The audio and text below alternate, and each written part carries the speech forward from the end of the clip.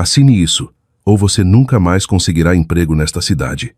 Meu pai sussurrou essas palavras enquanto pisava na minha mão sangrando. Momentos antes, ele tinha me dado um soco no rosto na frente de 20 investidores, porque me recusei a assinar um documento, assumindo uma dívida de 4 milhões de reais do meu irmão.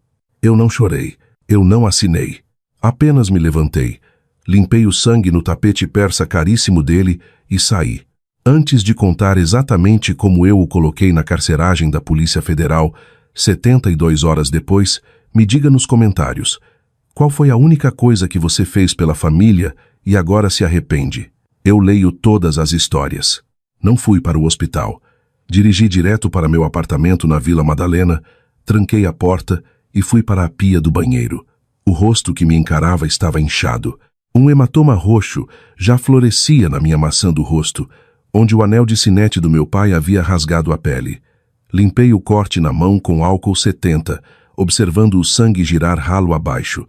Ardeu, mas a dor me trouxe de volta à realidade. Lembrava-me de que eu ainda estava aqui. Eu sou Ana Beatriz, tenho 29 anos, e durante o dia sou diretora de operações em uma grande firma de logística em São Paulo. Meu trabalho é olhar para sistemas quebrados, encontrar os vazamentos e consertá-los. Eu não choro pelo leite derramado. Eu calculo o custo do desperdício e demito quem derrubou o copo. Mas, por anos, não consegui ver o sistema quebrado bem na minha frente. Meus pais, Antônio e Isabela, não me odiavam. Ódio teria sido mais fácil. Ódio implica paixão. Não. Eles me viam como uma utilidade. Eu era o escudo humano da família para proteger a conta bancária deles. E meu irmão Augusto? Bem, ele era o produto que todos nós éramos forçados a comprar. Sentei no sofá e abri meu notebook. Minha mão latejava, mas minha mente estava fria como gelo. Eu precisava entender o porquê daquela noite. Antônio sempre foi agressivo, mas violência em público era novidade. Ele era um homem que se importava mais com sua imagem na coluna social do que com sua alma. Socar a filha na frente de 20 potenciais investidores anjo não foi apenas cruel, foi suicídio empresarial. A menos que ele já estivesse morto. Comecei a cavar. Não precisei hackear nada, só precisei lembrar.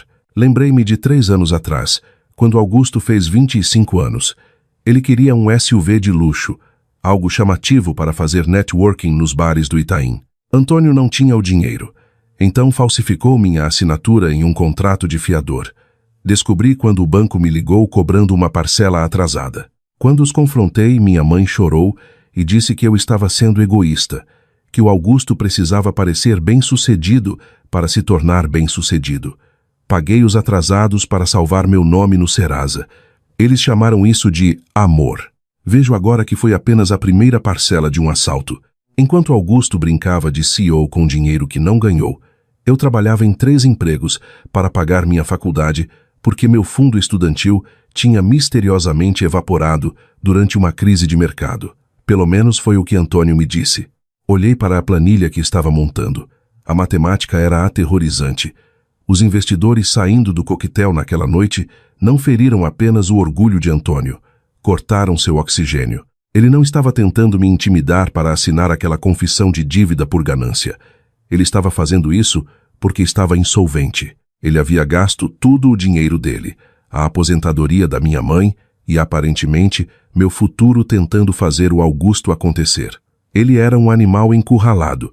Sabia que sem aquela assinatura, sem eu aceitar a responsabilidade pelos 4 milhões de reais que ele havia queimado, a Receita Federal e os bancos viriam atrás dele.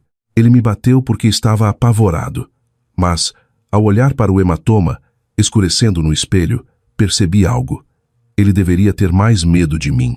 Ele achou que me quebrou naquele salão de festas. Não percebeu que acabou de dar à diretora de operações toda a motivação necessária para iniciar a auditoria final. Meu celular tocou, cortando o silêncio do meu apartamento. Era Isabela. Por uma fração de segundo, uma parte ingênua de mim, a garotinha que ainda queria que a mãe a protegesse, pensou que ela estava ligando para saber como eu estava. Talvez quisesse saber se eu precisava de pontos. Talvez quisesse se desculpar por ficar parada lá como uma estátua enquanto o marido me agredia. Atendi. Mãe. Ana Beatriz, o que você fez? A voz dela não estava cheia de preocupação. Estava espessa de pânico. Você arruinou o lançamento. Os investidores foram embora. Seu pai está andando de um lado para o outro na sala, dizendo que vai perder a mansão.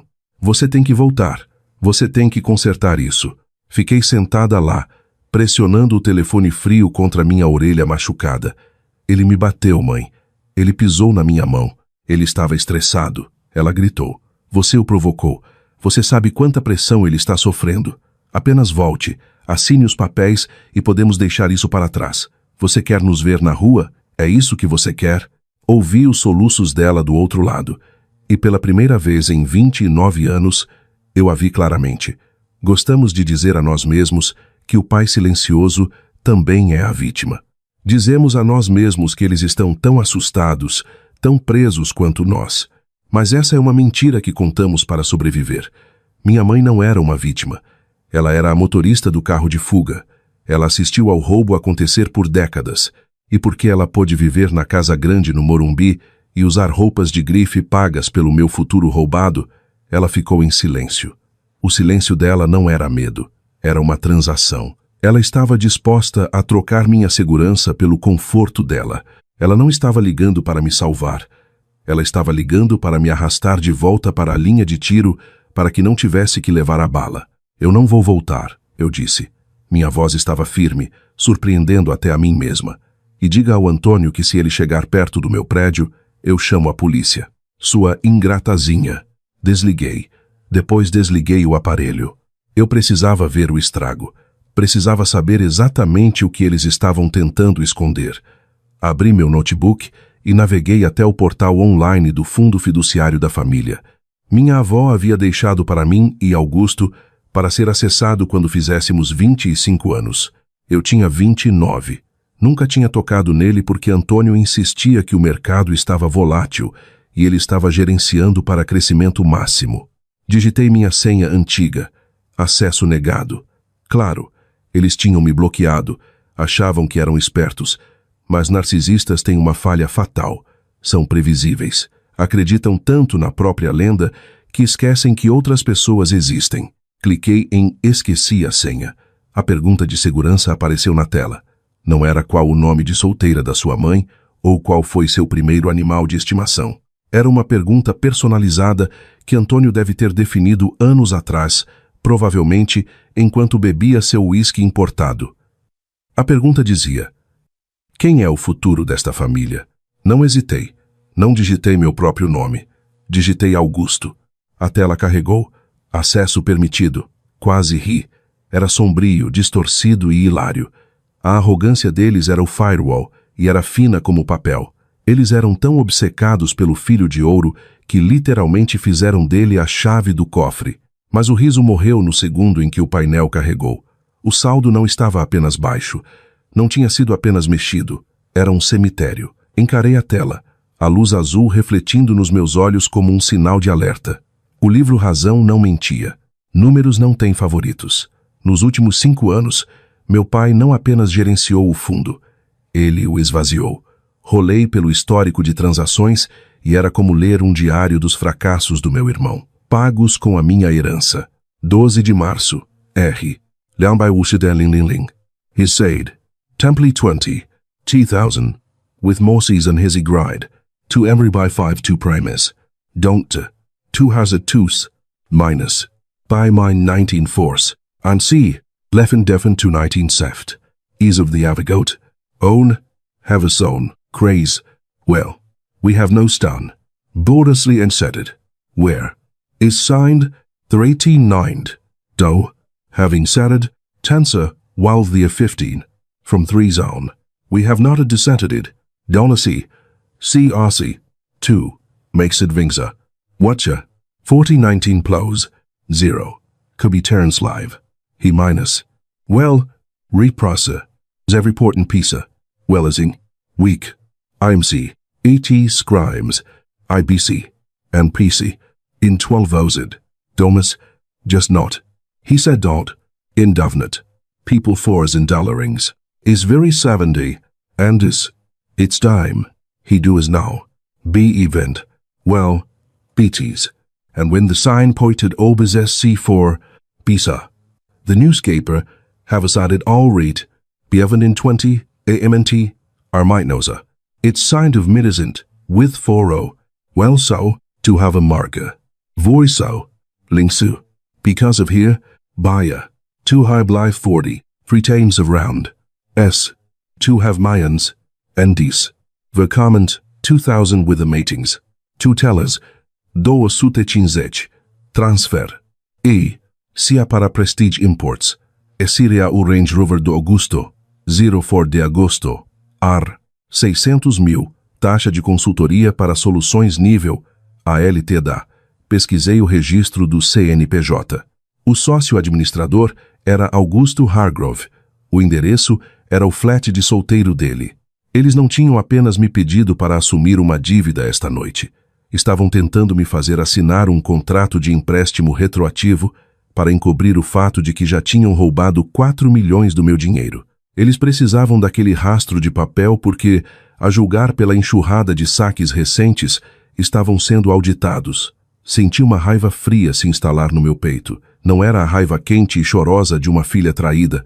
Era a fúria clínica e gelada de uma auditora que acabou de encontrar a discrepância que derruba a empresa. Então eu vi a prova do crime. Bem no final do painel, havia uma transação agendada. Status, pendente. Data, esta sexta-feira. Valor, saldo remanescente. Destino, código SWIFT, roteando para as Ilhas Cayman. Eles não estavam apenas cobrindo seus rastros, estavam limpando o caixa. Antônio planejava drenar as últimas gotas da conta dinheiro que legalmente me pertencia e movê-lo para o exterior antes que os investidores da festa pudessem processá-lo por fraude. Verifiquei a hora. Eram 2 da manhã. Se eu fosse à delegacia agora, diriam que é uma questão civil. Diriam, arranje um advogado. E quando uma intimação fosse emitida, o dinheiro estaria no Caribe e Antônio estaria alegando que era uma taxa de administração. Eu precisava impedir essa transferência. E para fazer isso, precisava escalar isso de uma disputa familiar para um crime federal em menos de 48 horas. Peguei meu telefone e disquei um número que não usava há 2 anos. Ana Beatriz? A voz do outro lado estava rouca de sono. São 3 da manhã. Eu sei, Marcelo, desculpe. Marcelo era um contador forense com quem trabalhei em uma fusão logística anos atrás. Tínhamos criado um vínculo pelo nosso ódio mútuo por contabilidade criativa. Preciso de um favor e preciso de um contato na Polícia Federal, na divisão de crimes financeiros. O que você encontrou? Ele perguntou, o sono desaparecendo da voz. Sabia que eu não ligaria, a menos que o prédio estivesse em chamas. Fraude eletrônica, apropriação indébita e dissipação iminente de ativos, eu disse, com os olhos fixos naquela transferência pendente. Tenho os logs, tenho os registros das empresas de fachada, mas o suspeito está movendo os ativos para o exterior nesta sexta-feira. Preciso de um bloqueio imediato e preciso de um flagrante. Quem é o alvo? Respirei fundo. Esse era o momento. Uma vez que eu dissesse o nome dele, não haveria volta. Eu não estava apenas denunciando um criminoso. Eu estava enterrando meu pai. Antônio Hargrove, eu disse. Meu pai. Marcelo ficou em silêncio por um instante. Então disse, vou fazer a ligação. Me mande tudo. Cliquei em enviar. Sem culpa, apenas precisão. Antônio achou que estava blefando com uma filha sem noção. Não percebeu que estava jogando contra a banca. Sexta-feira de manhã, Antônio e Augusto entraram em um arranha-céu na Faria Lima em ternos caros, vestindo confiança como se fosse perfume. Encontrei-os no saguão, hematomas escondidos por maquiagem, mão ainda enfaixada. Antônio mal olhou para ela. Apenas me deu um aceno seco, como se eu finalmente tivesse me comportado. Lá em cima, a sala de reuniões gritava poder, vista da cidade, mesa de mogno. 2 investidores de cara fechada em terno cinza. Apresentei meu pai e meu irmão como os fundadores.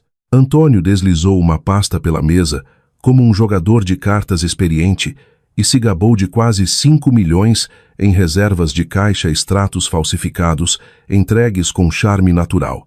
O investidor principal não pareceu impressionado. Ele calmamente empurrou para frente uma única página, um formulário de declaração de ativos, uma exigência federal. Afirmava, sob pena de perjúrio, que os fundos listados eram legalmente deles, obtidos licitamente e livres de penhoras ou roubo. Essa era a beira do abismo. Se Antônio hesitasse, a armadilha poderia balançar. Ele não hesitou. Narcisistas não veem armadilhas. Ele riu, assinou sem ler e passou a caneta para Augusto. Augusto deu um sorriso presunçoso e assinou também. Tinta fresca, crime consumado. Antônio esperou pelos apertos de mão e pelo cheque de milhões. Em vez disso, o investidor abriu uma carteira de couro e a jogou na mesa. Um distintivo dourado brilhou sob as luzes. Antônio e Augusto Hargrove, disse ele, a voz ficando afiada. Agente especial Miller, Polícia Federal, Delegacia de Repressão a Crimes Financeiros. Antônio ficou rígido. Augusto emitiu um som estrangulado. Miller leu as acusações como se fosse uma nota fiscal. Fraude bancária, evasão de divisas, falsidade ideológica, formação de quadrilha e lavagem de dinheiro. As portas se abriram. 4 agentes uniformizados entraram com velocidade calma e treinada. Augusto correu para uma saída. Já estava bloqueada. Antônio gaguejou que era um mal-entendido que eu o tinha armado. Miller o cortou. Eu havia fornecido a auditoria forense do fundo fiduciário que ele esvaziou, os registros das empresas laranjas e a dica sobre a remessa de ativos roubados para o exterior. Então Miller bateu o dedo no formulário de declaração. Aquela assinatura provava que eles mentiram conscientemente para garantir fundos, o prego no caixão. Antônio olhou para mim, despido de arrogância, reduzido ao medo. Ana Beatriz, ele sussurrou. Eu sou seu pai. Levantei-me, alisei meu blazer e encontrei os olhos dele. Você não assinou um acordo, pai. Você assinou uma confissão. Essa assinatura vale uns 15 anos. As algemas clicaram. O homem que me bateu 3 dias antes desabou enquanto a luta deixava seu corpo. Augusto soluçava, culpando todos, menos a si mesmo. Lá embaixo, no saguão, a cena se transformou em barulho e sussurros, mas parecia silenciosa para mim. Antônio foi escoltado para fora, cabeça baixa, terno amassado. Augusto o seguiu, ainda chorando. Então minha mãe, Isabela, esperando por boas notícias. Ela não correu até eles. Ela gritou com o espetáculo. Aqui não. Levem eles pelos fundos. O que os vizinhos vão pensar? Mesmo agora, ela se importava mais com a plateia do que com a ruína. Ela me avistou e avançou, veneno no rosto, gritando que eu os havia destruído. Eu não parei. Passei por ela, saltos firmes pelas portas giratórias em direção ao ar limpo da cidade. O barulho da rua, buzinas, sirenes, conversas, soava como música. Peguei meu celular. Mãe, bloquear. Pai, excluir. Augusto, excluir. Sem dança da vitória, apenas o peso saindo do meu peito. A mansão seria penhorada, as contas congeladas, os parasitas trancados dentro das consequências que eles mesmos construíram. Caminhei em direção ao metrô para voltar ao meu pequeno apartamento. Meu trabalho, minha vida. Eu costumava pensar que vingança era fazê-los pagar. Agora sei que é mais simples, recusar-me a pagar por eles novamente. Sou livre. Se você já teve que se tornar o vilão na história de alguém apenas para sobreviver, digite sobrevivente nos comentários. Compartilhe isso se você acredita que vale a pena lutar pela liberdade